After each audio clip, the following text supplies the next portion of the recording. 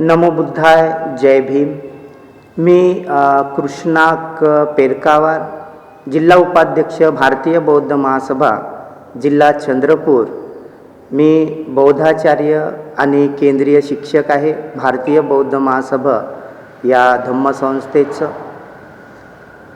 सर्वांना धम्मचक्र अनुप्रवर्तन दिनाच्या मंगलमय शुभेच्छा प्रदान करून तथागत भगवान बुद्ध यांची समता, भगवान बुद्धाने दिलेला समतेचा संदेश आणि बोधिसत्व बाबासाहेब आंबेडकर यांनी बौद्ध धम्माची दीक्षा का घेतली आणि समस्त लोकांना बौद्ध धम्माची दीक्षा का दिली, या संदर्भामध्ये बोलत असताना मी या ठिकाणी सांगू इच्छितो की बोधिसत्व डॉक्टर बाबासाहेब आंबेडकर यांनी 13 ऑक्टोबर 1935ला येवला या ठिकाणी धर्मांतराची घोषणा केली.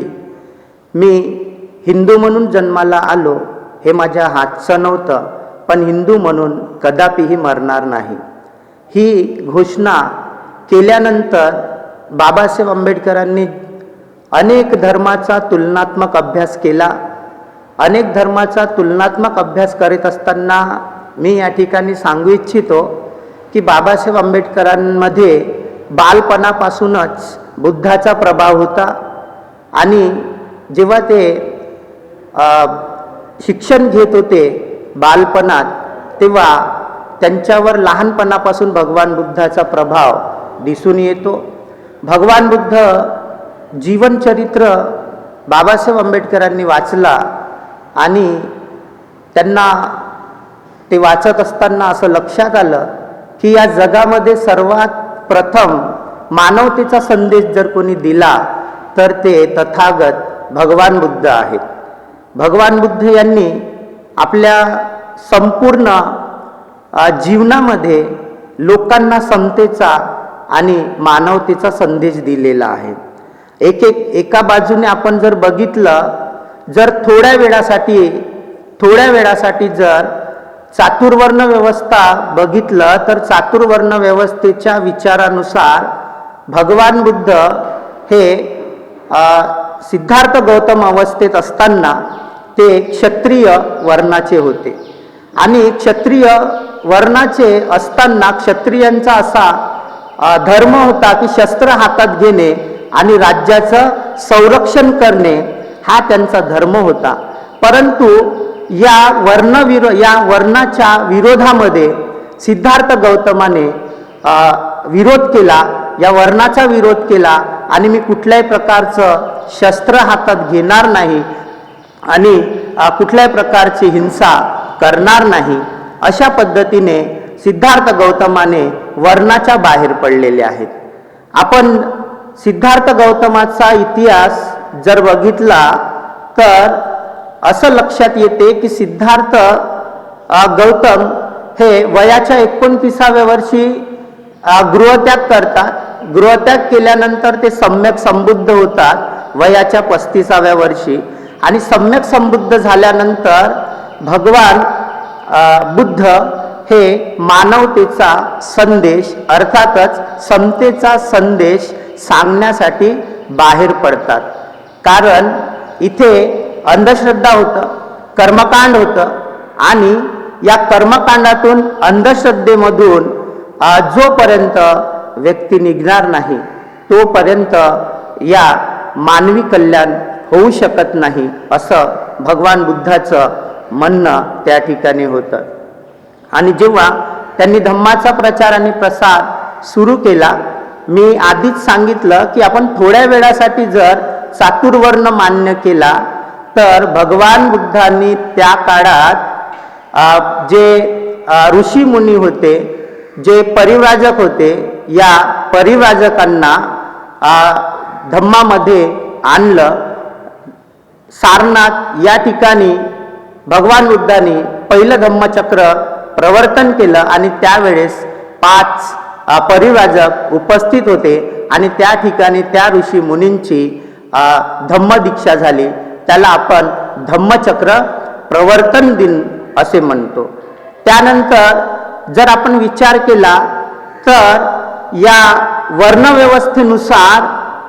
वर्णव्यवस्थेनुसार त्या काळामध्ये उर्वेला काश्यप, गया काश्यप आणि नदी काश्यप हे 3 भावंड ऋषीमुनी होते आणि त्यांच्याकडे ऋषीमुनींची संख्या हजारोंच्या संख्येने होती आणि या हजारोंच्या संख्येने ऋषीमुनींनी असा विचार केला की आता आपल्याला बुद्धाच्या धम्माशिवाय पर्याय नाही, आम्हाला बुद्धाकडे जावं लागेल.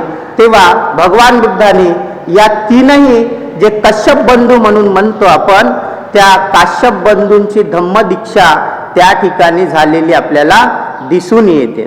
सारिपुत्त महामोग्गलायनचा जर विचार केला तर हे सारिपुत्त आणि महामोग्गलायन हे सुद्धा त्या काळचे ब्राह्मण वर्गातून मोडतात.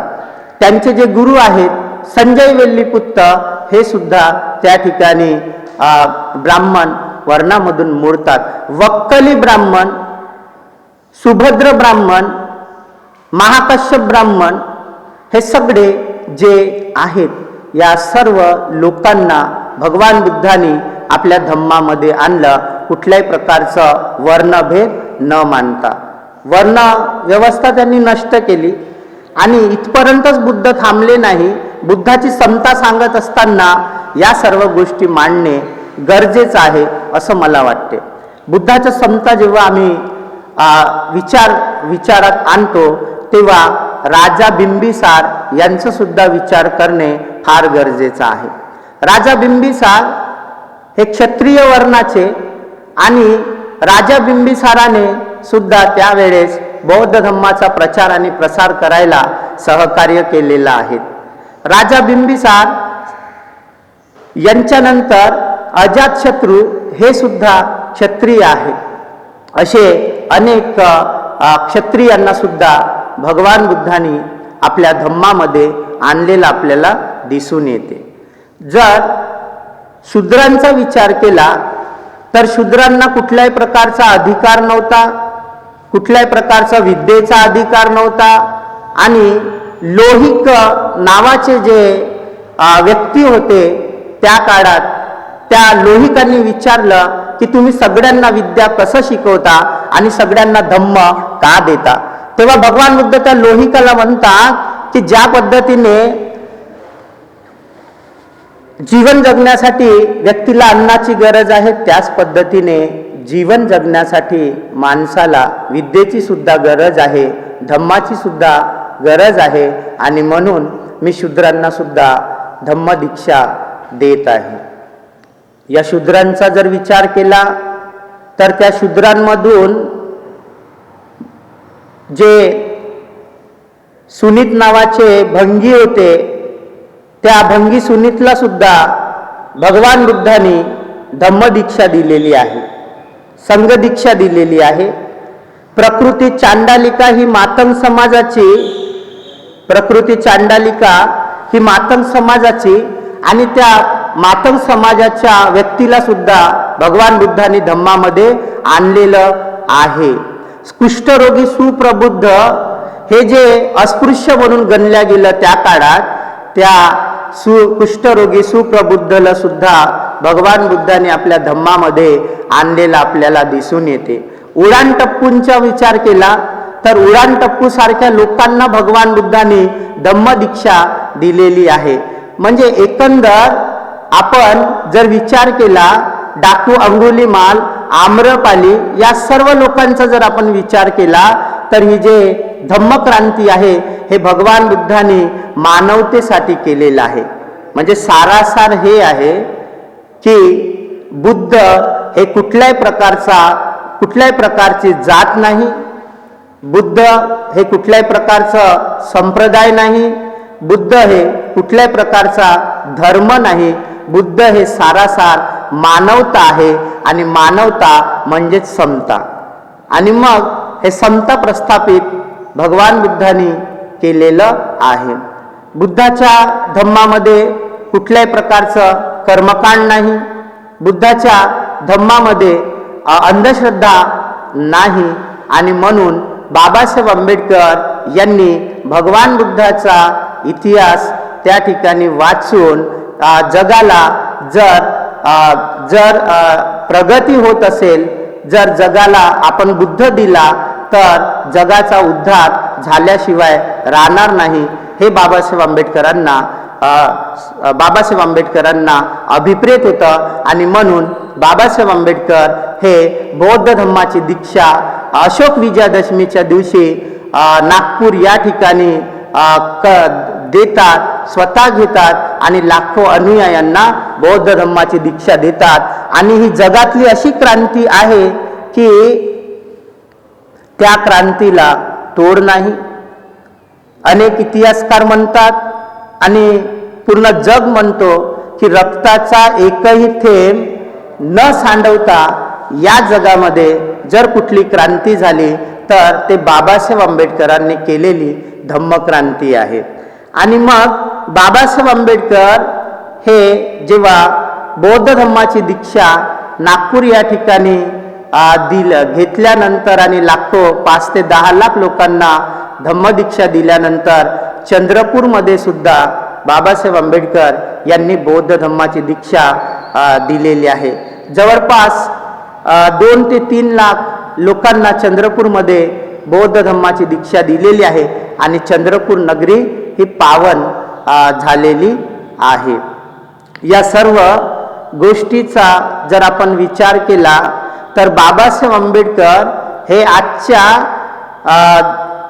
जगातले एकमेव असे विद्वान आहेत जे बोधिसत्व आहेत, जे विश्वभूषण आहेत, ज्यांनी समता प्रस्थापित केली, ज्यांनी स्वातंत्र्य प्रस्थापित केली, ज्यांनी बंधुत्व प्रस्थापित केला आणि ज्यांनी समान न्याय प्रस्थापित केला.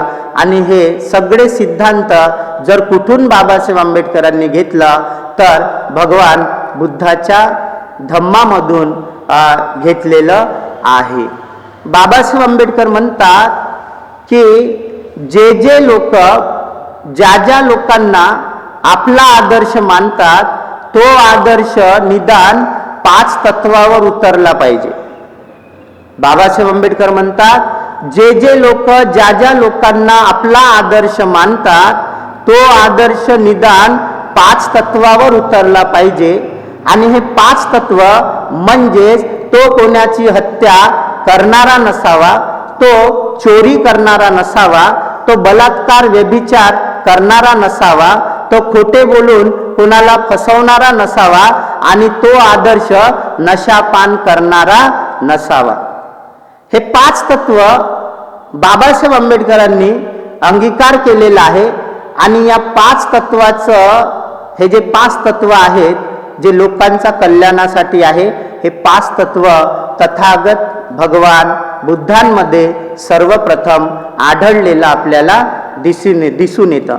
म्हणून बौद्ध धम्माची दीक्षा देत असताना बाबासाहेब आंबेडकरांनी 22 प्रतिज्ञा दिलेल्या आहेत. आणि या 22 प्रतिज्ञामध्ये बाबासाहेब आंबेडकर जे प्रतिज्ञा देतात ते प्रतिज्ञा 3 प्रकारामध्ये आहेत. एक सकारात्मक, एक नकारात्मक आणि 3 आचरणात्मक. अशा पद्धतीने हे प्रतिज्ञा आपल्याला बाबासाहेब आंबेडकरांनी दिलेलं आहे. म्हणून बाबासाहेब आंबेडकर धम्मदीक्षा देत असताना म्हटलेलं आहे की मी हा जो धम्म तुम्हाला दिलेला आहे गळ्यात मडकं अडकवल्यासारखं समजू नका, गळ्यात मडकं अडकवल्यासारखं समजू नका. हा धम्म मानवतेचा आहे आणि हा धम्म समतेचा आहे. म्हणून आपण सर्वांनी बुद्धाच्या धम्माप्रमाणे या ठिकाणी आचरण करून मानवता निर्माण केलं पाहिजे. हा बाबासाहेब आंबेडकरांचा संदेश आहे. आणि कित्येक सर्व जाती धर्मातील सर्व भारतातील लोकांना बाबासाहेब आंबेडकरांनी आव्हान केलेलं आहे की आपल्याला जर देश उन्नतीच्या दिशेने आणि या देशातील जाती व्यवस्था संपवायची असेल जातीभेद नष्ट करायचं असेल, आर्थिक विकास साधायचा असेल, तर भगवान बुद्धाच्या तत्वप्रणालीचा विचार या देशामध्ये होणे फार गरजेचं आहे. आज सगळीकडे अराजकता माजत आहे, सगळीकडे युद्धाचे चिन्ह दिसत आहे. सर्व देश, सर्व जे काही देश आहेत, हे सर्व देश या ठिकाणी अराजकता माजवण्याचा प्रयत्न करत आहेत. आणि अशा अराजकतेमध्ये जर या देशांना आम्हाला वाचवायचं असेल, तर बुद्धाच्या पानातिपाता हे जे शील आहे, त्या शीलाचं या ठिकाणी पालन होणे फार गरजेचं आहे. तेव्हाच आपण युद्धापासून दूर जाऊ शकतो. कारण या जगाला युद्ध नव्हे तर बुद्ध हवे आहे. आणि अशा पद्धतीने डॉक्टर बाबासाहेब आंबेडकर हे आपल्याला बुद्धाच्या ओटीमध्ये लाखो लोकांना टाकलेलं आहे. आणि जे जे बौद्ध धर्माचा स्वीकार केलेला आहे, त्या लोकांची प्रगती झालेली आपल्याला दिसून येत आहे. आज बरेच भारतामध्ये विद्वान आहेत, बुद्धिजीवी आहेत. या सर्व विद्वान बुद्धिजीवी वर्गाने जो काही या ठिकाणी निर्माण झालेले आहेत, हे बाबासाहेब आंबेडकरांनी केलेल्या क्रांतीमुळे झालेलं आहे. आणि म्हणून बाबासाहेब आंबेडकर यांचा जो काही प्रभाव आपल्याला दिसून येते, हा प्रभाव बुद्धाच्या तत्वज्ञानाचं आचरण केल्यामुळे दिसून येते. बाबासाहेब आंबेडकर हे या जगातले असे प्रकांड पंडित आहे की त्या प्रकांड पंडितांचं आपण संकल्प केलं पाहिजे की बाबासाहेब आंबेडकर हे आम्हाला जे बौद्ध धर्माची दीक्षा दिलेली आहे, आम्ही बाबासाहेब आंबेडकरांचे अनुयायी आहोत, बाबासाहेब आंबेडकरांचे वंशज आहोत. आणि आपण त्या पद्धतीने बुद्धाच्या दिशेने, धम्माच्या दिशेने आणि संघाच्या दिशेने आपण वाटचाल केलं पाहिजे. आज जर या जागतिक स्तरावर बाबासाहेब आंबेडकरांचा विचार आपण केला, तर 10,000 वर्षाचा इतिहास बघितला, तर या 10,000 वर्षाचा इतिहासामध्ये सर्वात जास्त लोककल्याणासाठी आणि लोकांच्या हितासाठी जर कोणी झटले असेल, तर ते बाबासाहेब आंबेडकरांचा क्रमांक हे 4 नंबरवर आहे. सर्वात जास्त लोककल्याणासाठी झटणारा प्रथम क्रमांक जर कोणाचा असेल, तर ते तथागत भगवान बुद्धांचा आहे. नंबर 2 वर भगवान महावीरांना ठेवलेला आहे. आणि नंबर 3 वर सम्राट अशोक यांना ठेवलेला आहे. आणि नंबर 4 वर बोधिसत्व डॉक्टर बाबासाहेब आंबेडकर यांना ठेवलेला आहे. म्हणजेच या 10,000 वर्षाच्या इतिहासामध्ये सगळ्यात जर आपण विद्वान व्यक्ती या जगामध्ये जर बघितलं, तर ते बाबासाहेब आंबेडकर आहेत. आणि म्हणून आजही बाबासाहेब आंबेडकर यांची जयंती जगातील 200 राष्ट्रामध्ये त्यांची जयंती साजरी केल्या जाते. आणि म्हणून आपण बाबासाहेब आंबेडकरांच्या संदर्भात आणि बुद्धाच्या संदर्भात जर बोललं, तर या ठिकाणी मला हे सांगावंसं वाटते की बुद्धाचं जीवन आणि बाबासाहेब आंबेडकरांचं जे जीवन आहे, याचा जर आपण विचार केला, तर बुद्धांप्रमाणे बाबासाहेब आंबेडकरांनी क्रांती केलेली आपल्याला दिसून येते. सिद्धार्थ गौतम हे जेव्हा गृहत्याग करतात आणि गृहत्याग केल्यानंतर त्याचं कारण असते, त्याचं कारण आहे शाक्य आणि कोलीय यांच्यामध्ये जे वाद निर्माण होते पाण्याच्या वादावरून, ते गृहत्याग करतात. एकीकडे त्या काळात सिद्धार्थ गौतमाला गृहत्याग करण्यासाठी रोहिणी नदीचं पाणी हे कारणीभूत ठरलं. आणि पुन्हा बाबासाहेबांकडे जर आम्ही आलं तर आमच्या लक्षात असं येईल की या देशामध्ये महाडच्या 14 तळ्याचा सत्याग्रह करावं लागलं आणि त्याला सुद्धा कारण आहे पाणी, म्हणजे माणसाला पाणी मिळत नव्हतं. म्हणजे हे एकंदर परिस्थिती बुद्ध आणि बाबासाहेब आंबेडकरांचं दिसून आम्हाला येते. बाबासाहेब आंबेडकर विदेशामध्ये 6 वर्ष उच्च शिक्षण घेण्यासाठी त्यांनी तपश्चर्या केली बाबासाहेबांनी, आणि त्याचप्रमाणे सिद्धार्थ गौतमाने सुद्धा 6 वर्ष अत्यंत खडतर तपश्चर्या केली. म्हणजे हे जे आपल्याला बुद्ध आणि बाबासाहेब आंबेडकर यांचं जर आपण जीवनशैली बघितलं तर त्या पद्धतीने आम्हाला दिसून येते. बाबासाहेब आंबेडकर बहिष्कृत किंवा मूकनायक हे पत्र लिहितात, आणि ते पत्र मूकनायक हे जे पत्र आहे ते पत्र जे मुके आहेत, ज्यांना तोंड असूनही बोलता येत नव्हतं आणि त्यांच्या अन्यायाला वाचा फोडण्यासाठी एक पत्र असायला पाहिजे, मूकनायक. भगवान बुद्धांनी ज्या पद्धतीने त्या काळात ज्यांना बोलता येत नव्हतं, ज्यांना पठण करता येत नव्हतं, त्या लोकांना भगवान बुद्धांनी बोलतं केलं, त्या लोकांना पठण करण्यास परवानगी दिली, त्यांना त्या याच्या गुलामीमधून मुक्त केलं. त्याच पद्धतीने बाबासाहेब आंबेडकर मूकनायक सुरू करून मुख्य लोकांना म्हणजे आपणाला या ठिकाणी प्रेरित केलेलं आहे. बहिष्कृत लोकांना ज्या पद्धतीने भगवान बुद्धांनी त्या काळात बौद्ध धम्माची दीक्षा दिली, त्याच पद्धतीने बाबासाहेब आंबेडकर बहिष्कृत भारत या ठिकाणी लिहितात. बहिष्कृत भारत हे लिहितात, याला सुद्धा बुद्धाचं तत्वज्ञान दिलेलं आहे. जे बुद्धाच्या काळात बहिष्कृत होते त्या बहिष्कृतांना भगवंतांनी आपल्या धम्मामध्ये आणलं.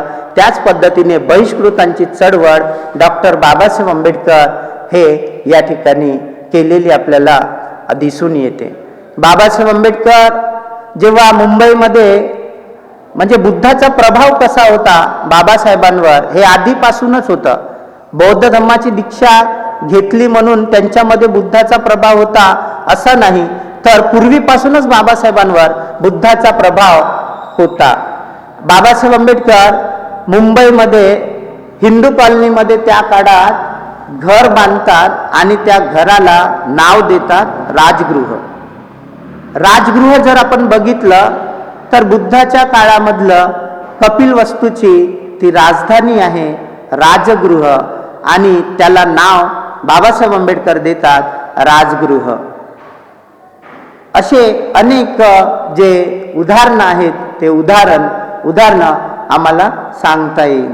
प्रबुद्ध भारत हे पाक्षिक बाबासाहेब आंबेडकर त्या ठिकाणी सुरू करतात, आणि प्रबुद्ध पाक्षिक सुद्धा भगवान बुद्धांनी ज्या पद्धतीने त्यांच्या काळामध्ये लोकांना प्रबुद्ध केलं, त्याच पद्धतीने बाबासाहेब आंबेडकरांनी या ठिकाणी लोकांना प्रबुद्ध केलेलं आहे असं दिसून येते. आणि म्हणून धम्मचक्र अनुप्रवर्तन चंद्रपूरमध्ये जे होत आहे त्या अनुप्रवर्तन दिनाच्या मी सर्वांना खूप खूप मंगलमय शुभेच्छा प्रदान करतो. आणि मी जेव्हा माझं पाठपुरावा करतो तेव्हा माझ्या लक्षात असं येते की आजही अनुसूचित जातीमध्ये 148 प्रकारच्या जाती दिसून येतात, आणि या 148 जातीमधून मादगी, मातंग, मांग आणि असे कित्येक जे महार, असे कित्येक चर्मकार अशा जाती आहेत. आणि त्या जातीमधनं मी बिलॉंग करत असताना गेल्या 2004 मध्ये मी बौद्ध धम्माची दीक्षा घेतलेली आहे आणि मी समस्त अनुसूचित जातीतील सर्व अनुसूचित जातीतील, अनुसूचित जमातीतील आणि सर्व चंद्रपुरामधील सर्व जनतेला आव्हान करतो की आम्हाला जर खऱ्या अर्थाने जातीभेद नष्ट करायचा असेल तर बौद्ध धम्माशिवाय पर्याय नाही आहे. कर्मकांड थांबवायचं असेल तर बौद्ध धम्माशिवाय पर्याय नाही. अंधश्रद्धा नष्ट करायची असेल तर बौद्ध धम्माशिवाय पर्याय नाही. आणि म्हणून मी समस्त बौद्ध बांधवांना या ठिकाणी आवाहन करतो की त्यांनी 22 प्रतिज्ञामध्ये बौद्ध धम्माचा आरसा आहे आणि बाबासाहेब आंबेडकरांनी दिलेल्या बौद्ध धम्माचा आरसा आपण बघावं आणि 22 प्रतिज्ञेचं पालन आपण सर्व करूया. एवढंच या ठिकाणी मी तमाम लोकांना सांगू इच्छितो. आणि या गुलामीमधून बाबासाहेब आंबेडकरांनी हजारो वर्षाच्या गुलामीमधून बाबासाहेब आंबेडकरांनी आम्हाला मुक्त केलं आणि एक उत्कृष्ट जीवन या ठिकाणी प्रदान केलं. त्याबद्दल मी बोधिसत्व डॉक्टर बाबासाहेब आंबेडकर यांच्या विचारांना आणि त्यांना कोटी कोटी अभिवादन या ठिकाणी करून सर्वांना पुन्हा एकदा धम्मचक्र प्रवर्तन दिनाच्या अनुप्रवर्तन दिनाच्या खूप खूप शुभेच्छा प्रदान करतो. नमो बुद्धाय. जय भीम, जय बुद्ध, जय भारत, जय संविधान. आप देख रहे हैं लॉर्ड बुद्धा टीवी.